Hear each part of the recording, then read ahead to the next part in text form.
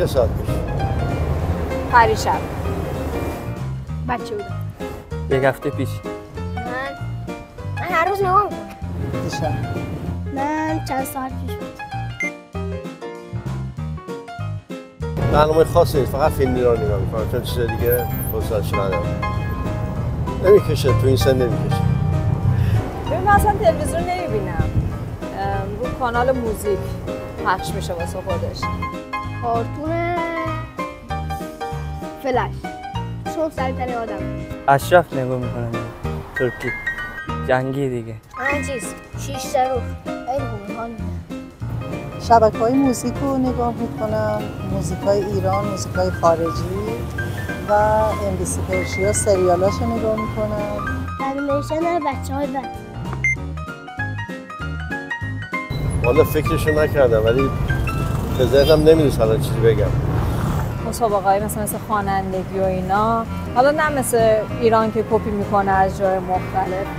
فلش. مستند حیوان. من 6 تا رو. برنامه‌هامو تفکیک میکردم. برنامه کودک، نوجوان، میانسال و پیرا رو از هم دیگه تفکیک میکردم. فوتبال. یا خودم یا خانمم چون دوتایی هست. فیلم‌ها که معمولا حالا با دوستی یا تنها، مثلا اگه به فیلم خیلی مهم باشه سعی می‌کنم تنها نگاهش کنم. با مامان و بابا. با خانواده‌ام دیگه. مامان بابا اینا. منم مامان و بابا بعضی موقع. والا با همسرم میبینم چون بچه‌هام نگاه نمی‌کنن تلویزیون. من با داداشم. نه متاسفانه نه. آره با مامانم. نه. دعوا که نشده. همین سر بستی آره دیگه. بستی قلمی. با همسرم. آره. اونم نه چندان به نظرم نمیاد. ماهواره به دردم بخوره نه. حرکات مستند مثلا یه چیزی خور درست میکنی مثلا یک کار دستی مورد دستی از این چیزا بلدمونه. آشپزی یه شبکه آشپزی بود که توی اون آشپزی دنیای مختلفی رو یعنی کشورهای مختلف رو پخش میکرد که بعضی از غذاهاشون رو دوست داشتم و درستم کردم قابل خوردن بود. نه.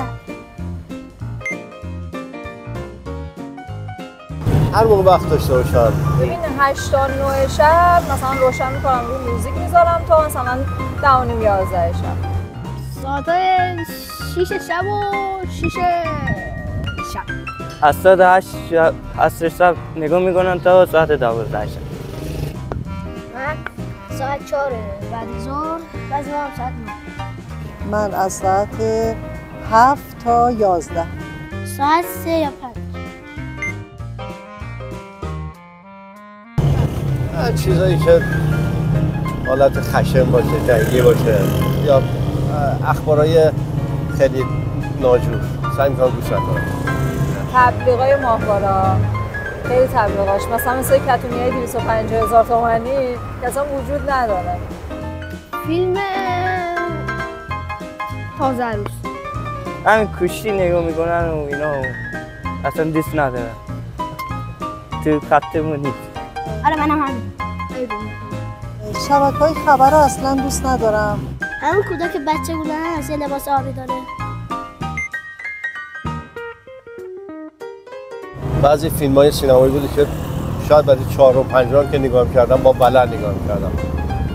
برنامه مسابقه خوانندگی گوگوش بود اون زمان خیلی اون رو دنبال می‌کردم. زیاده نمیدونم. مثلا یک کانالی هست الان یک کانال نوازندگی میده. عباس قادری شو اینا همه هستن. عشقن بودن. من فیلم ستاره شمالی.